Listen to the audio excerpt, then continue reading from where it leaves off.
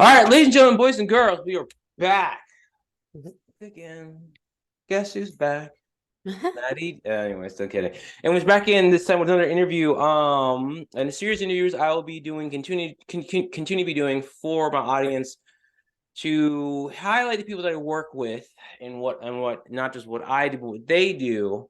And today I have the amazing opportunity and honor and privilege. That's right, Deborah. All that and then some.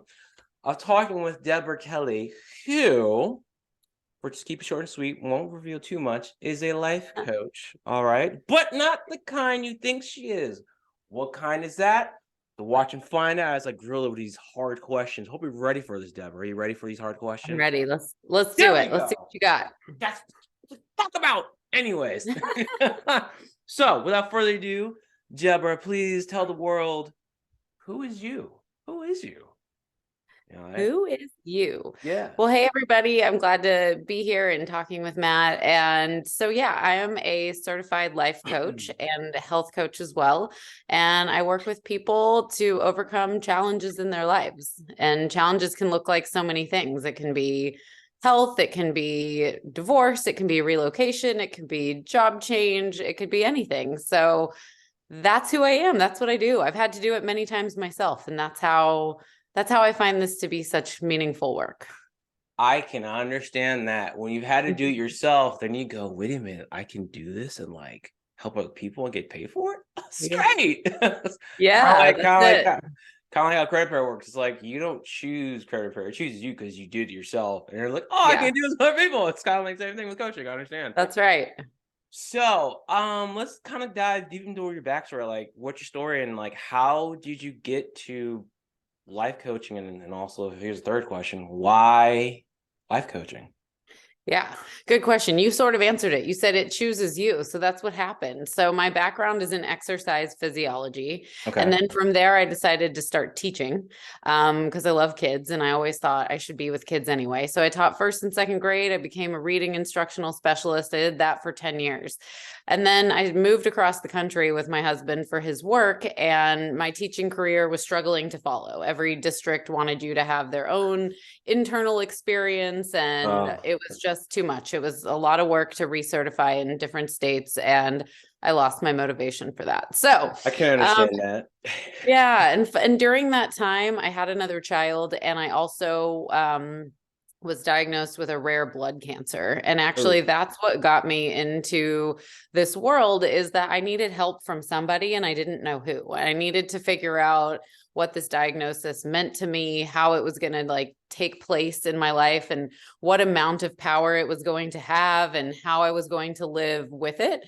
And so I worked to find somebody to help me. And the person who helped me was a life coach. I didn't even know what a life coach was, really? Until I tried multiple therapists and I didn't like the approach I was taking with them. And then I tried this life coach who was just amazing. And it was all about mindset and perspective and what are you going to let it mean? And I realized I had more control than I thought that I did. Okay. So let's back a little bit. So you're in therapy, right? And one thing people, because I kind of have a channel, people hit me up, like, ask me if I do life coaching so I can understand. So for people who don't understand, let's go back. Like, what's the question I want to ask?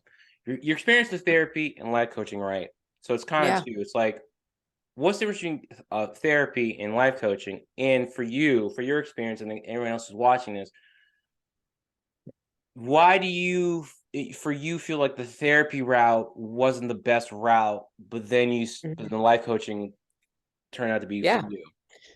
Both really good questions. So the first one, what's the difference between therapy and coaching? So therapy is a lot about looking backwards in your life and understanding how you arrived to where you are.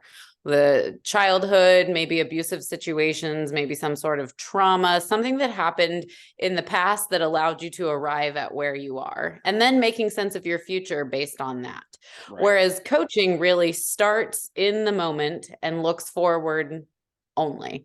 So it's a very forward focused approach. It's very goal oriented. It doesn't have a lot to do with your background. It goes forward. And of course, the background has some role because it is important to know what happened before you do handle situations based on your experience, but it's a very forward focused approach. So as to why that mattered so much for me was because I needed help starting in this minute, the minute of my diagnosis, and moving forward. It really didn't matter to me anything about my childhood and the way that I was raised and who my parents were and what did all of that, how did that influence everything? But in a therapy realm, all that stuff is really, really important. And so the therapists that I personally had tried to work with were really wanting that whole backstory. And I felt like I didn't have the energy to give to that when I needed to talk about, like, what do I do tomorrow? How do I get up and live starting right now? Like, I want to talk about my mom and my grandma. What about the moment when you're 3 years old, you wanted the cookie, you got your hand swiped? Oh, I didn't know about that. Not right now. I need to like get healthy and function. Well, before we do that, let's talk about the time you were 4 years old and you wanted Kool-Aid and they said no. You got milk instead. And you threw a fit anyways. I see. That's a very good clarification on like the difference between the two. And it's like, one's more focused on your past. No one's like, what do you want? All right, let's look at this, but like where you're at now, how would you get to where you want to be? And let's work towards that. Exactly. Exactly. Very good. There's some overlap. Sometimes they do overlap, but that's kind of the clearest and most simple way to distinguish the two. You're right. Right. So the next question is, who do you serve? Yeah. So I primarily serve moms and it's landed that way. That's who I relate to the most. That's who is typically working on themselves the most. No offense, men. Women are generally more focused on trying to make those improvements in the moment without some gigantic crisis landing first. They're usually experience, not the whole world, but the moms that I work with are busy professional women who are also trying to take care of their families and themselves and just feel kind of overwhelmed with all of the variables. Gotcha. Okay.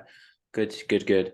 And so you're working with a mom, and this question is it's a question with multiple answers to it. So obviously, because it's going to be dependent upon the individual. Kind of like with me, credit repair, people be like, well, how do you like, what's the question again? Like, how is it going to take whatever? I'm like, well, it depends on what I'm working with here. It's different. You could have a whole lot or like nothing, and it's different. Totally. So for you, and to the best of your ability, someone comes to you, I should have put that wig on, but like, hi, I'm a mom. I have a lot of stuff going right now. Help me.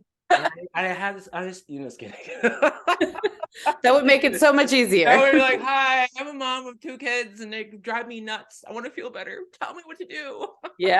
How do you, so a mother comes to you, like, how do you work with them specifically? Again, it's specific, but what's the formula that Deborah follows? No, and there is kind of a starting place. And so when someone comes in, the first thing we do is just a life assessment. Take an inventory of everything that's going on, like your relationships, your financial status, your happiness with where you live, what's your health look like, what are, all the different aspects that make up a human being. And my clients will analyze each piece. Start where they're the least satisfied. So if somebody is the least satisfied in their overall wellness, then we may start there. If somebody is the least satisfied in their career, we would start there. And the way the process works is you just kind of identify what it is that you'd like to see be different. Change, enhance, or improve. Usually those are the 3 things that people are looking for to make change, enhance something, or improve it. And then we make incremental steps towards how to make that necessary change in one area at a time. Gotcha. See, that's formula. It's easy. Cool. I can follow that. Done. So where are you at? Well, let's look at these areas and let's go from there. All right. Here's the next question. It's the hardest one that you've had in your entire life, other than your child asking you why on every single thing that you say. And you go, because I said so. Anyways. in your opinion or perception, Sure. what makes you different from other life coaches? Or actually, a better question is, what makes you different from other life coaches that work with the clientele that you work with? Yeah. I've thought about this quite a bit because a lot of people want to know that. And I think the answer is because I've had to do the work. I didn't come into this job as a life coach and think like I've had this beautiful, perfect life and I know exactly how to give you what I have. You Right. want what I have. Here's how to do it. Here's how to do it. For Yeah, this is $5.99, you can buy this course. right. Yeah, it's not a how-to manual. I've done a lot of the hard work that my clients have had to do. Yeah. I have had to deal with being a single parent. I have dealt with across the country moves. I've been divorced. I've been remarried. I've dealt with a health crisis.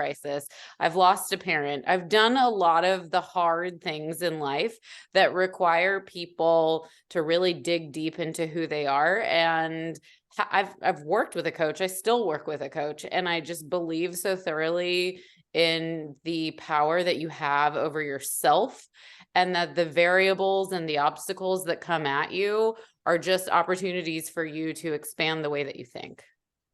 I like that. It's a good answer. It's good. It's good. It's good. What is a philosophy that you live by? Oh, so this could be where we get into quotes. So my favorite one of my favorite quotes is from Gandhi, is to be the change you want to see in the world. Mm-hmm.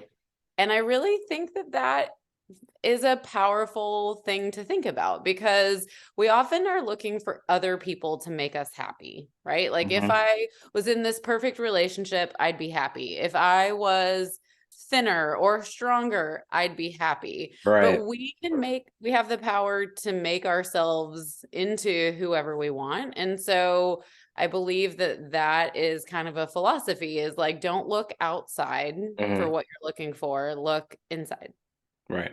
I like it. I like that. A lot of people, unfortunately, are still being told, and we take this when we're young because we don't know any better. That happiness happens from things that happen to us, and that's true to an extent. But you're right. Like we have more control, way more control over like our lives than what we think, and that really happiness is an interpretation because we've all heard the example or seen it where you have like poor people or like monks, whatever, they don't have what we have, the house, and they're happy as hell. And people are like, how are you so happy? I don't understand. I'm like, well, because we don't realize that it's an interpretation. Yeah. That's also why people now, this whole minimalist like lifestyle, these small homes, are happy Yeah. because it's uninterpreted. They're like, it's all I need. I'm good, you know? Right. So, Yeah. No, I mean, I believe that everybody's dealing with tough stuff, right? Everybody's life is challenging. And so just finding a way to live within that and make the changes that you can, because you can't control everything, but there are things that you can control, and right, finding those and working in those spaces is where you have really any ability to change. right. Here's another question. So some people, I think to this day, because life coaching is, I want to say, it's not old. It's also not new. Would say it's still kind of fairly newish to Yeah. what people are, because years ago, I think life coaching started out in the 70s. I Correct me if I'm wrong. I don't know if you mean, I think some around that time, something like that, and people were hesitant to like do it. Yeah. They were more welcoming, more willing to say, I'm going to go to therapy. And even Right. then, that still has a little bit of stigma to it to this day. But Mhm. the life coach, people look at you like, what are you, stupid? Like, I'm going to therapy. Okay, I can accept that. It's still weird. You know what I mean? Yeah. So to this day, someone's watching this, if they feel hesitant to work with a life coach, what would you say to them? Like, to be like, just take Yeah. the first step. Yeah. So I believe that working with anyone who you're sharing personal information with, whether it's Yeah. financial or personal or emotional or health or whatever, it's a very relationship oriented field, Yeah. and you need to feel comfortable. And so most professionals will offer you a free consult of some sort. And so I think that that is your safe space, is to meet the person, see if you feel like you have some sort of ability to open up and share and if they make you feel comfortable, and ask whatever questions you have. And, don't be shy. Don't think you're going to hurt someone's feelings. Ask about their qualifications, ask how they've prepared themselves for this place. And, see if you feel good. There's usually that ability, and I offer all clients at least 30 minutes free to see if they feel like I'm the right person for them. Right. It's a two-way street. Yeah. I'm glad you mentioned it, because I think that's not really talked about so much in the industry. It's like, hey, I can help you. It's like, okay, good. And people will end up, even therapy, people will I've heard work with therapists and they're like, my therapist sucks. I'm like, so then why don't you just find a new one? Right. It's almost like you can sign a contract for like 12 months. You can go elsewhere. I don't think people do that. It's like, it's not talked about. I think it's because people shop around. We're told you shouldn't shop around. Then the people do anyway, and people get mad. But you need to have that connection with that person, because working with them, you want to know that you feel safe, and then you can relate on some level, and that they can get you to where you want to be. Go from there. Yep, that's exactly it. What is one tool that you can share for people that are looking to work with you, or I don't know, with what you help them, that they can use? I guess I should make this more specific, because again, it's very broad. So someone is right now watching this, and let's say they're a mom. I'm a mom. I have 3 kids. Put your wig on. No, I'm happy right now. Like, if they're unhappy with the way they feel that they're I've heard this from other moms too as well. They don't feel as if they're being the mom that they should be. There's mom that they want to be, and one they should be. Those are 9-day differences, right?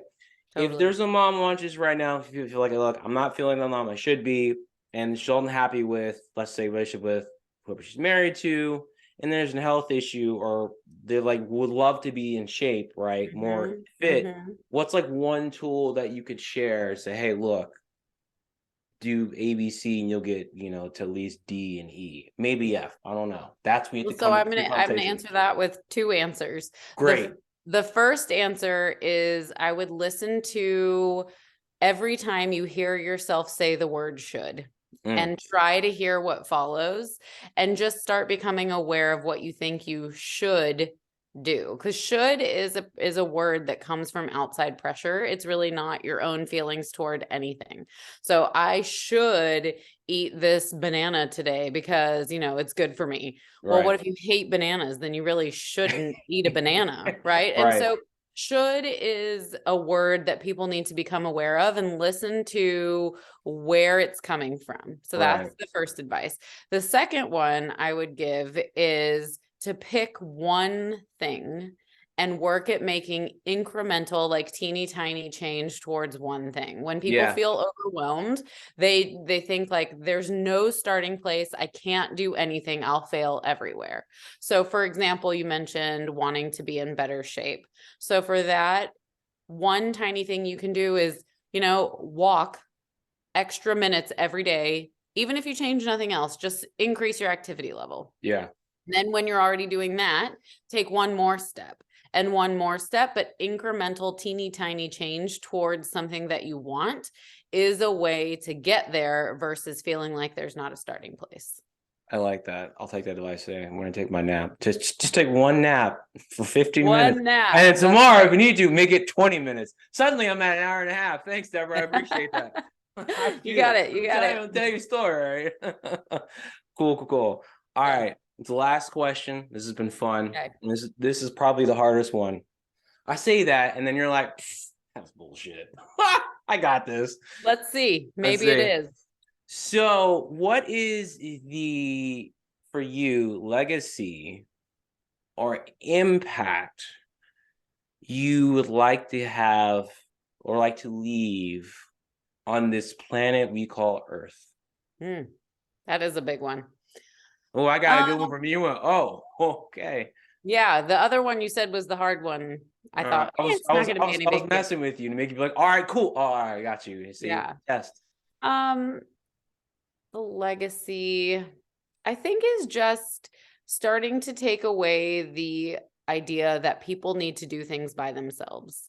This idea that like it's not okay to ask for help, because people don't usually ask for help until they're in some sort of crisis. They're panicking, they can't function, they're sick, or they're overwhelmed, or they're completely maxed out. And I'd like to show people that having support and reaching out to someone like a coach can be worth doing before you're at your breaking point, and that it's not a bad thing to have someone on your side. I call coaches or support personnel of any type, like a therapist or a doctor, like members of your team. Who do you want to be on your team? And we're not afraid to let people in if we feel like they're just joining our team. And so I think it's important to break down that barrier of feeling, and especially for moms, feeling like we have to do it all by ourselves. It's our job to do this alone. And I'd like to help people see it that way. I like it. It's a good answer. You can live tonight. There we go. Okay, thanks. Awesome. There we go. That's all I have, Deborah. I thank you again for doing this with me. Yeah. Last thing is, how can people reach you? Yeah, if you're looking for me, my website is deborahkellylifecoaching.com, all one word. And I imagine we can add some details out there. And on Instagram at Deborah Kelly Life Coaching. You can always reach out if you're interested in just hearing about coaching and want to have that free consult. Like I mentioned, I'd be glad to talk to you. Awesome. Again, thanks, Deborah. It's fun. For everyone else watching this, if we need help, please reach out to her. I know, not that I've worked with you, but I just know it's funny. I should come more with you with the wig on. We gotta do something with the wig. I swear you keep bringing we got to do that. Hi, Magdalena. No, you're not. You're Matt. Not anymore. You'll be like, all right, let me listen to you. She will listen to you, and because I checked some reviews on your site, and people are like, she's genuine, she'll work with you, and you're in good hands. So with that, thanks, Matt. Thank you, Deborah.